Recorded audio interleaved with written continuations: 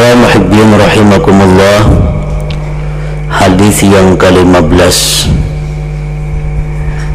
dari 40 hadis. An Abi Hurairah radhiyallahu anhu anna Rasulullah sallallahu alaihi wasallam qala: Man kana yu'minu billahi wal yawmil akhir falyakul khairan aw liyasmut. Wa man kana yu'minu billahi wal yawmil akhir falyukrim jarah. Wa man kana yu'minu billahi wal yawmil akhir falyukrim dhaifah. Rawahul Bukhari wa Muslim. Dari Abu Hurairah radhiyallahu anhu bahwa Rasulullah sallallahu alaihi wasallam bersabda, barang siapa yang beriman dengan Allah dan hari kiamat, maka hendaklah dia mengatakan yang baik atau berdiam. Dan barang siapa beriman dengan Allah dan hari kiamat, maka hendaklah dia memuliakan tetangganya atau jirannya. Dan barang siapa beriman dengan Allah dan hari kiamat, maka hendaklah dia memuliakan tamunya. Hadis riwayat Bukhari dan Muslim. Para muhibbin rahimakumullah, di dalam hadis yang ke-15 ini Rasulullah sallallahu alaihi wasallam menjelaskan 3 perkara yang berkaitan dengan keimanan seseorang. Yang pertama, beliau menjelaskan, menerangkan barang siapa beriman dengan Allah dan hari kiamat, hendaklah dia berkata-kata yang baik. Berkata-kata yang baik itu artinya adalah satu kata-kata, perkataan yang mendatangkan faidah, yang mendatangkan keuntungan, terutama di akhirat. Maka kalau kita tidak mampu berkata-kata yang baik, hendaklah kita berdiam. Falyakul khairan aw liyasmut, atau diam. Sebagian ulama berkata, al-kalamu arba'atun dararun mahdun wa naf'un mahdun wa manfa'atun wa dararun wa la naf'a wa la darar. Ada 4 macam jenis perkataan. Pertama, ada perkataan yang semata-mata membawa mudarat, seperti dusta, ghibah, dan seumpamanya. Nah, terhadap perkataan seperti ini kita sudah jelas dituntut untuk diam, tidak mengatakannya, tidak mengucapkannya. Yang kedua, ada perkataan yang nyata-nyata bermanfaat, seperti zikrullah, seperti membaca Al-Quran, membaca salawat, saling nasihat menasihati. Nah, ini perkataan yang bermanfaat.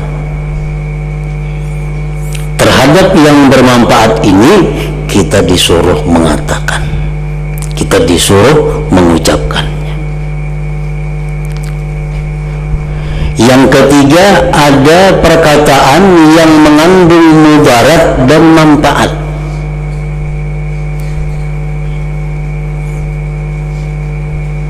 Contohnya, memuji seseorang. Nah, memuji seseorang itu manfaatnya ada, mudaratnya ada. Manfaatnya kita menyenangkan orang, tapi mudaratnya apa? Bisa-bisa pujian kita itu lebihan daripada sebenarnya. Atau yang dipuji ini jadi sombong, yang dipuji ini jadi angkuh, gara-gara kita memuji. Nah, bila mana perkataan itu ada mengandung mudarat dan manfaat, kita pun disuruh diam, kada perlu.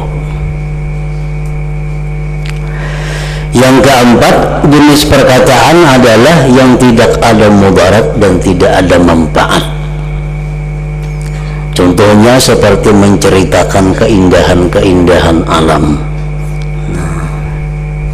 Misal kita datang musafir, datang perjalanan di mana kita berkisah tentang gedung-gedung, berkisah tentang gunung-gunung. Nah, itu perkataan manfaatnya kadada, mudaratnya kadada. Ini pun pula kita disuruh diam daripadanya. Nah, jadi dari 4 macam jenis perkataan tadi, hanya satu yang kita disuruh mengucapkannya, yaitu perkataan yang nyata-nyata hanya mengandung manfaat.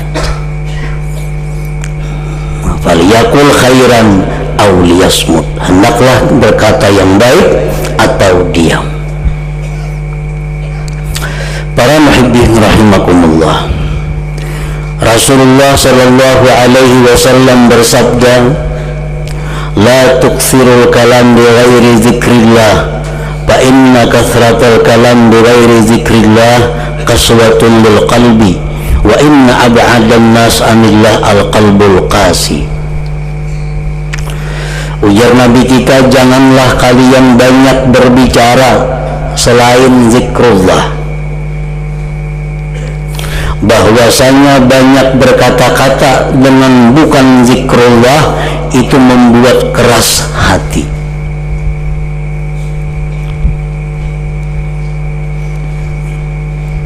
Perkataan yang artinya zikrullah itu bukan semata-mata la ilaha illallah, saling memberikan nasihat, saling wasiat mewasiati, termasuk zikrullah.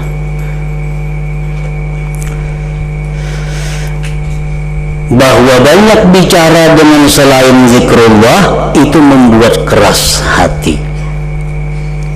Keras hati itu macam apa?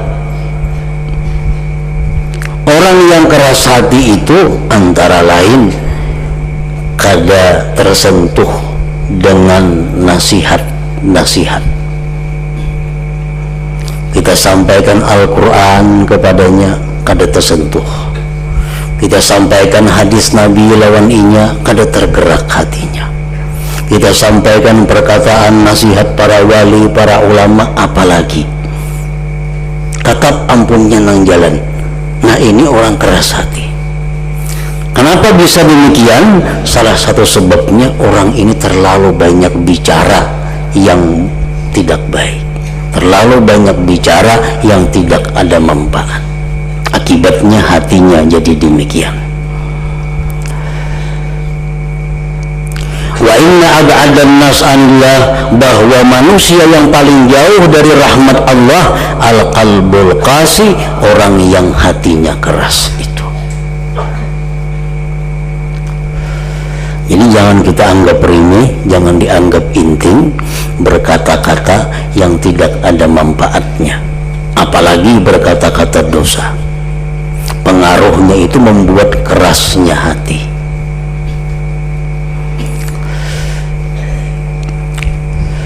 Orang mengingat dosa yang telah diperbuat, kalau hatinya lemah, hatinya lembut, dia akan menetiskan air mata. Tuh, ingat dosa-dosa bahari itu, kita ingatkan dosa bahari. Sopannya kita lawan Tuhan, waninya kita lawan Tuhan, ingatakan itu. Kalau hati kita ini lembut, menangis. Tapi kalau hati kita keras, kada tertangis. Itu salah satu alamat hati yang keras. Kada ada rasa menyesal terhadap perbuatan-perbuatan yang jahat yang pernah dilakukan. Seorang laki-laki pernah berkata kepada Rasulullah sallallahu alaihi wasallam, "Ya Rasulullah, alimni amalan yudkhilunil jannah." Wahai Rasulullah, ajari aku amalan yang aku masuk surga sebab amalan itu. Rasulullah bersabda, "Fa'at imil ja'i waskiz zam'ana wa'mur bil 'urfi wanha 'anil munkar." Jar Nabi, kalau kita hendak masuk surga, amalannya beri makan orang yang lapar, minumi orang yang haus, laksanakan amar ma'ruf dan nahi munkar. Nah, ini amalan masuk surga. Fa illam tutik dzalik fakuffa lisanaka illa min khair. Jikalau kamu tidak mampu melakukan amalan-amalan tadi, ada penggantinya. Tahanlah lisan kamu daripada berkata-kata kecuali yang baik. Nah, jadi artinya apa? Kita menahan mulut kita daripada berkata-kata yang tidak baik, itu sangat besar pahalanya. Menempati memberi makan orang yang lapar, meminumi orang yang dahaga, dan melaksanakan amar ma'ruf nahi munkar. Sebagian ulama berkata bahwa ada amalan yang paling besar pahalanya dan paling intim ungkusnya, paling nyaman gawiannya. Apa amalannya? Menahan mulut daripada berkata-kata yang sia-sia. Intim biayanya. Dan kada sakit, wong uyuh awak kalau sembahyang uyuh, puasa lapar. Kalau kita menahan mulut dari berkata-kata, nah palapahnya. Padahal pahalanya sangat besar. Nah, para muhibbin rahimakumullah, yang kedua, Rasulullah sallallahu alaihi wasallam bersabda, "Wa man kana yu'minu billahi wal yawmil akhir falyukrim jara." Siapa yang beriman dengan Allah, dengan hari kiamat, hendaklah memuliakan tetangganya, jirannya. Pengertian tetangga di sini mencakup 3 kelompok. Pertama, tetangga yang serumah. Siapa tetangga serumah? Pasangan hidup kita. Bini itu jiran juga ngarannya. Jiran yang paling barat itu. Yang kedua, rumah yang berdampingan dengan kita. Jiran juga ngarannya. Yang ketiga, 40 buah ke muka, ke belakang, ke kanan, ke kiri. Itu disebut jiran juga. Nah, jadi memuliakan jiran mencakup arti ketiga-tiganya tadi.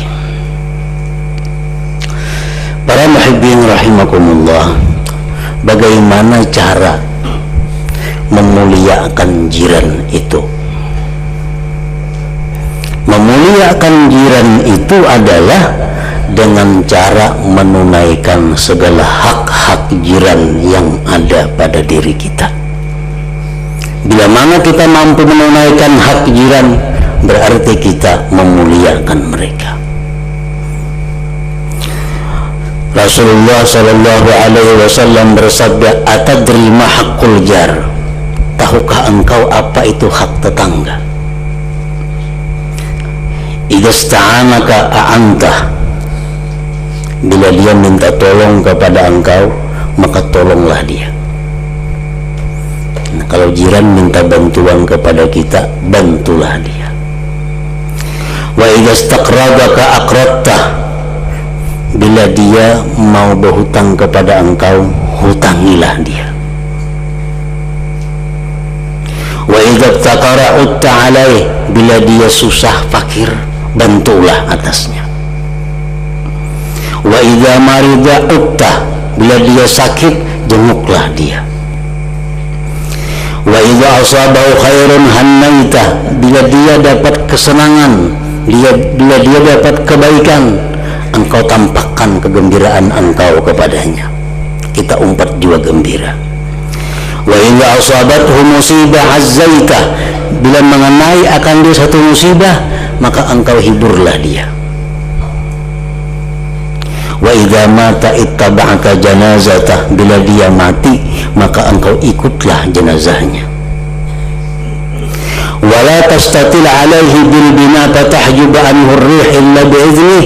Jangan kau membangun bangunan lebih tinggi daripada rumahnya, karena akan mendinding angin udara daripadanya kecuali seizin dia. Wala tu'dhihi bi qutari rihi kidrika illa an tadrifa lahu minha. Jangan kau sakiti tetangga itu dengan aroma makanan yang ada pada engkau, kecuali engkau kasih akan dia. Misalnya ngagorih talangkah umpamanya, nah kada keciuman nggak situ kamari baunya, kasihan orang mencium mana aja diberi iya maka.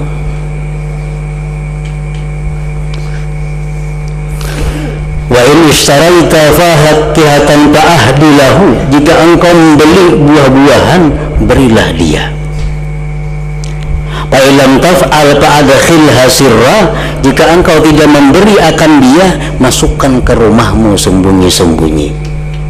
Enggak ada hendak memberi nih, jangan kelihatan. Wala yakhruj biha waladuka liyaghiza biha waladuhu. Dan jangan diberiakan anak membawa keluar buah-buahan tadi, karena melihat anaknya sebelah maka marahlah anaknya itu. Nah, ini bagian daripada hak tetangga. Bila mana kita mampu melaksanakan itu, maka kita termasuk orang yang memuliakan jiran, tetangga, sebagaimana yang disampaikan oleh Rasulullah sallallahu alaihi wasallam. Para muhibbin rahimakumullah, Rasulullah bersabda, la yu'addi haqqal jar illa qalilun mimman rahimallah.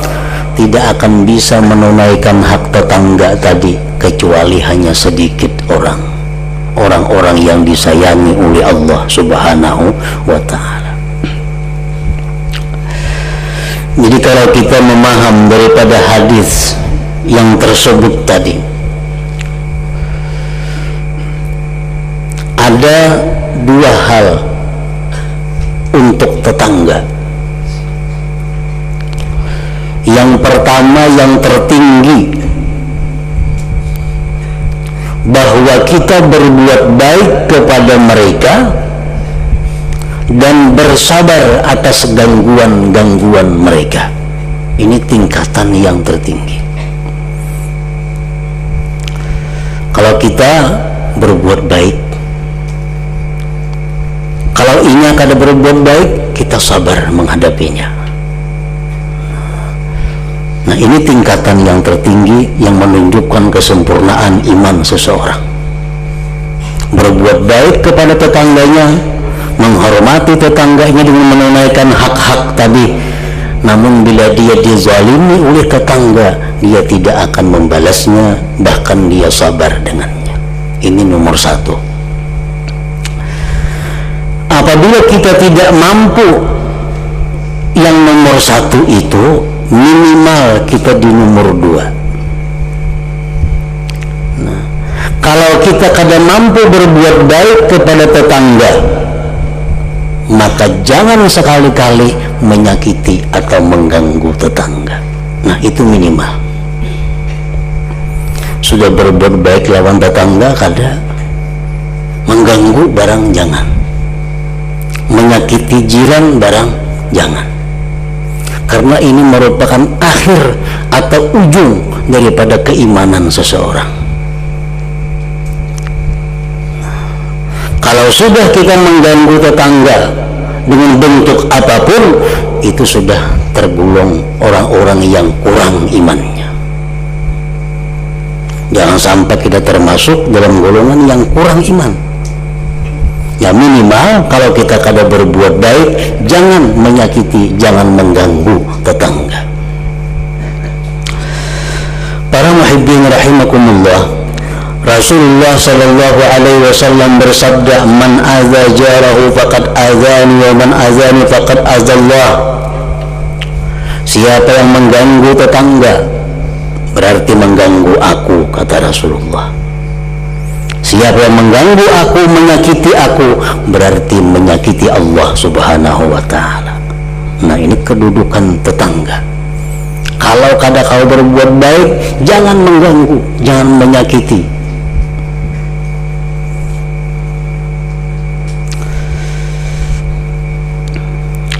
Para sahabat pernah menceritakan di hadapan Rasulullah sallallahu alaihi wasallam seorang perempuan tasumun nahar wa taqumul lail. Wahai Rasulullah, ini perempuan siang puasa, malam beribadah. Wa tu'zi jaraha, tapi dia berkata-kata menyakiti hati tetangganya. Kalau soal puasa, nomor satu, bangun malam, ini perempuan bangun malam. Tapi bila berkata-kata, padas tersinggung orang sebelah. Apa Rasulullah menjawab? Hiya finnar, dia mati ke neraka. Jadi sembahyang puasa tuh kada ada gunanya kalau ada di situ menyakiti tetangga.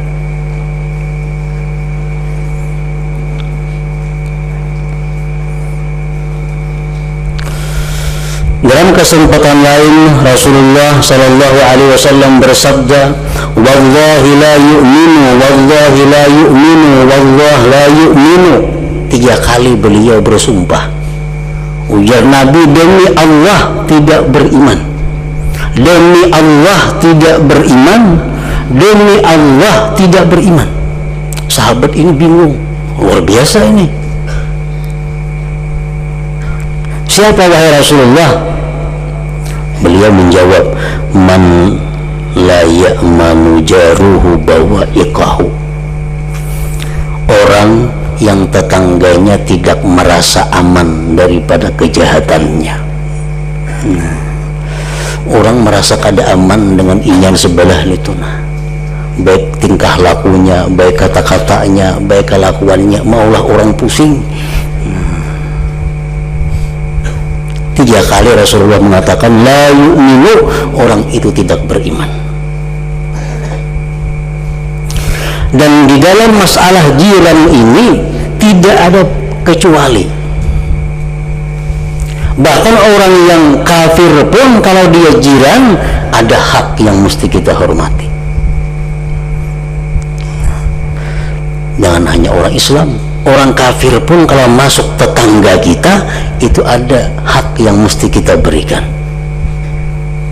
Apalagi orang fasik di bawah kafir, apalagi orang yang kada fasik, yang bujur-bujur adil.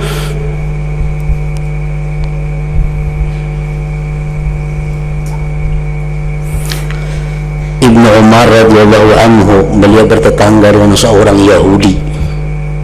Setiap kali di rumah beliau itu mengadakan acara baruhan apa, selalu mengingatkan kepada keluarganya, ingatkan atari itu sebelah orang Yahudi itu. Yahudi kenapa diberi, kenapa dihormati? Karena tetangga, ada hak tetangga.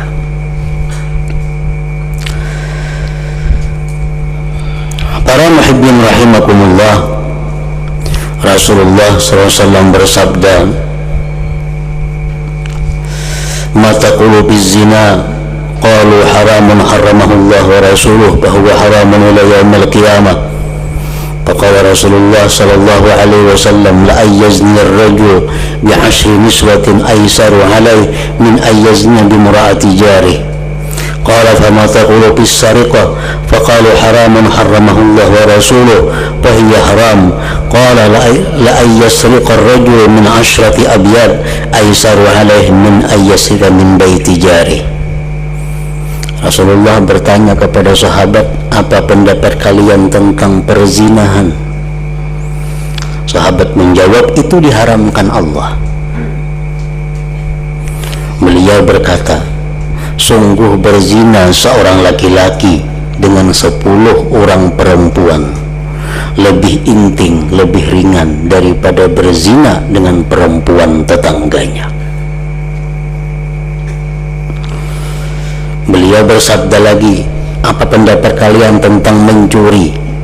Sahabat berkata, itu haram, Allah mengharamkan dan Rasulnya pun mengharamkan.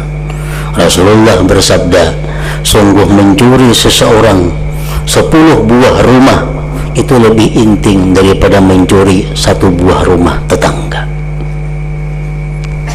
Karena yang demikian sudah mengganggu, menyakiti dengan tetangganya.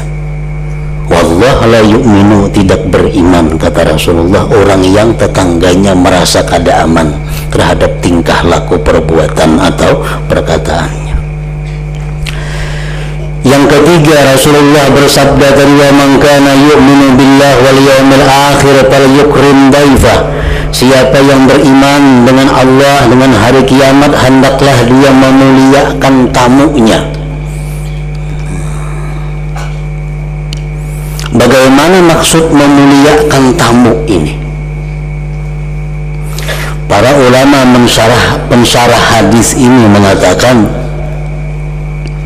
maksud dengan memuliakan tamu itu adalah ihsanu diyafatihi, baik dalam pelayanan terhadap tamu. Kayak apa baik pelayanan dengan tamu itu? Pertama, bil bisyri fi wajhi, menampakkan kegembiraan di wajahnya. Wa bil hadis ma'ahu, dan baik perkataan besertanya tamu itu. Wa basti firashin lahu, menguraikan hamparan baginya, menguraikan tikar, menguraikan hambal karena kedatangan tamu tadi. Wa it'amihi thalathata ayyam, dan memberi makan dia selama 3 hari. Nah, ini contoh keterangan tentang bagaimana berbuat baik kepada tamu, arti memuliakan tamu tadi. Bagaimana hukumnya memuliakan tamu itu? Imam yang 3, Syafi'i, Imam Maliki, Imam Abu Hanifah mengatakan bahwa memuliakan tamu tadi hukumnya adalah sunnat. Sedangkan Imam Ahmad bin Hanbal mengatakan hukumnya adalah wajib. Nah, para muhibbin rahimakumullah, walaupun sunat hukumnya kita memuliakan tamu, artinya kalau kita ada tamu, kita kada hendak melayani, kada berdosa menurut mazhab yang 3. Nah, mazhab Imam Ahmad bin Hanbal, kalau kita tamu itu wajib dilayani, dihormati 3 hari 3 malam. Indah itu bila kada bulik, boleh suruh bulik. 3 hari 3 malam itu batasnya. Mengambil pada 3 hari, boleh disuruh bulik. Imam kita Syafi'i, Abu Hanifah, Imam Maliki, beliau mengatakan bahwa urusan kita menghadapi tamu, menerima tamu itu sunat. Nah, walaupun sunat, tetapi pahalanya sangat besar, dan berkah yang diberikan Allah kepada yang menerima tamu ini pun sangat besar. Manfaatnya dunia akhirat sangat besar. Pernah diceritakan salah seorang waliullah yang bernama Abdullah bin Mubarak. Beliau satu hari kedatangan tamu. Nah, untuk menghormati tamu, disiapkanlah makanan. Makanannya ada, iwaknya kadada. Sidin ringkas kata, ada misi kuda, sidin sumbalih kuda. Tuga kuda tunggangan seorang tuh, sumbalih sidin.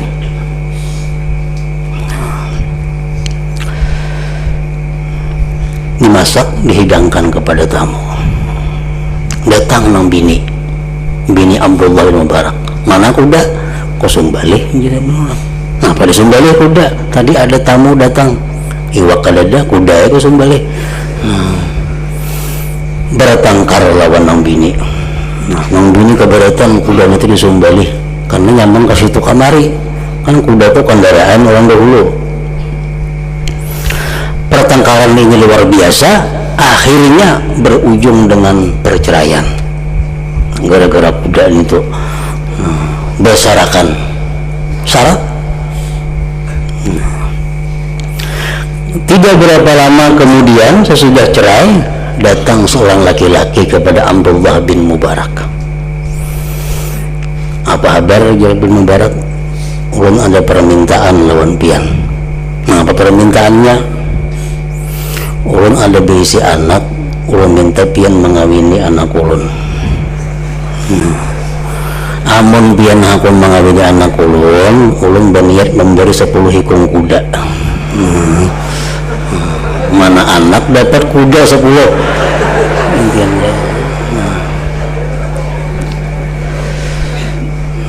Berkat apa? Memuliakan tamu. Jadi walaupun sunat memuliakan tamu, tapi manfaatnya, berkahnya, pahalanya sangat besar, baik dirasakan di alam dunia apalagi di akhirat.